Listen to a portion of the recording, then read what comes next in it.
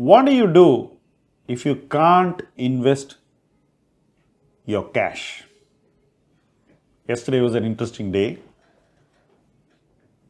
Our PMS product Solitaire completed 4 years. It was also Warren Buffett's 93rd birthday. I don't know how the coincidence happened, it just happened. And my mind was just thinking about what is the major issue today for professional managers. It's a problem of deployment. People are willing to give us money, but we are not able to deploy the money fully, especially in new portfolios. According to your style, these deployment levels vary. If you ask me to invest in a small cap fund, it's the lowest deployment. If you ask me to invest in a large cap fund, it is the highest deployment. The rest are somewhere in between. But investors don't want to wait for their money to be deployed right now. The investor mindset is, if you idle for a month, what happens if the market goes up in between? Fair question. The market may also go up because what we see today is something bordering on euphoria. People don't want to be left out of the party. People want to find new ideas every day, and they want to switch from an existing idea to a new idea where we believe that the new idea will appreciate faster than your existing investment holding. Such a belief system is typical of euphoric times. It's not something that will last. We all know it. Yet, despite knowing that, we can't predict when it will end or till how long it will last. That is the crux of the problem. Now, if I tell my investor I am going to deploy very slowly and I keep the money without deploying anything, chances are the market may go up 10% from here and I look silly. More importantly, the investor may become angry because he would think that, why are you trying to do this? I was probably trying to do this in his interest, but he would not be willing to understand. So, should you actually deploy the money? What would I do? I would not blindly deploy the money no matter what, but I would do one thing. I would prepare the investor by telling him upfront before he gives the money that I would only deploy this much and the rest would take time. As opportunities present themselves at the right valuation, I would deploy the balance money. Once I do that expectation setting and once the investor and I are on the same page, then I am comfortable to do what I want to do. The investor also won't be disturbed by a rising market because he knows I have put some money where I feel justified in investing at the current market levels in those individual stocks, and I am holding some money to invest in other stocks where valuations may come into my zone of comfort. If the stocks I have already bought go further into my zone of comfort, I have the option of adding a little more. So, that is what would be my approach to this problem.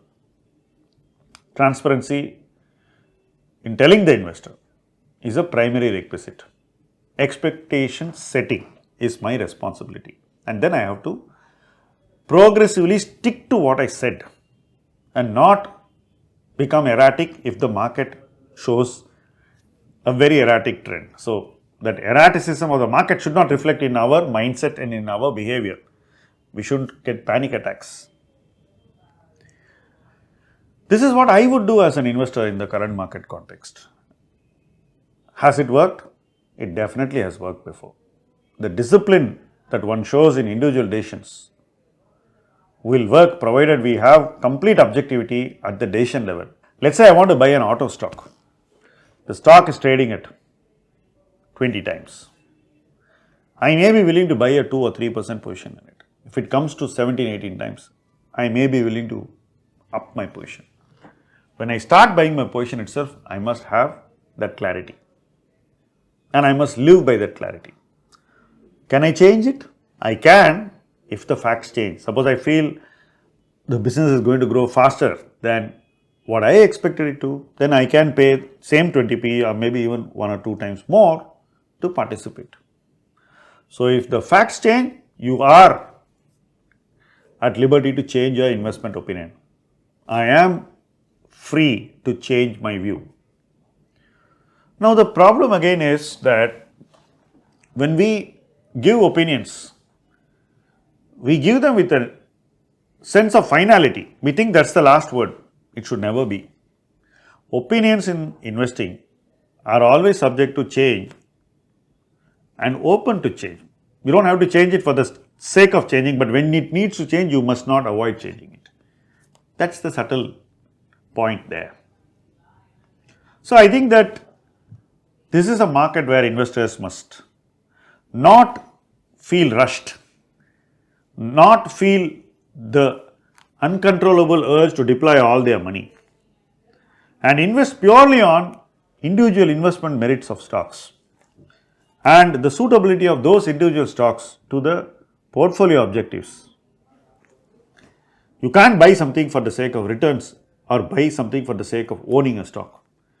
Merit shall determine every decision.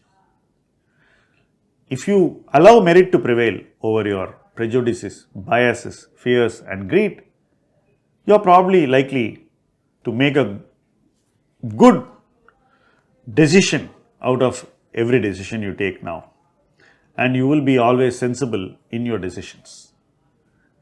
It's important to maintain objectivity at this hour when everybody shows an easy proclivity to change their positions, to lose their objectivity and to act simply to participate in the market. Today, participation should be done at a more enthusiastic level only where there are compelling reasons or convincing rationales.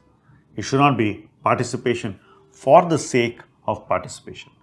That is what I would like you to remember and internalize and understand and practice in the current market scenario, and that is exactly what I would do for you if you are my client.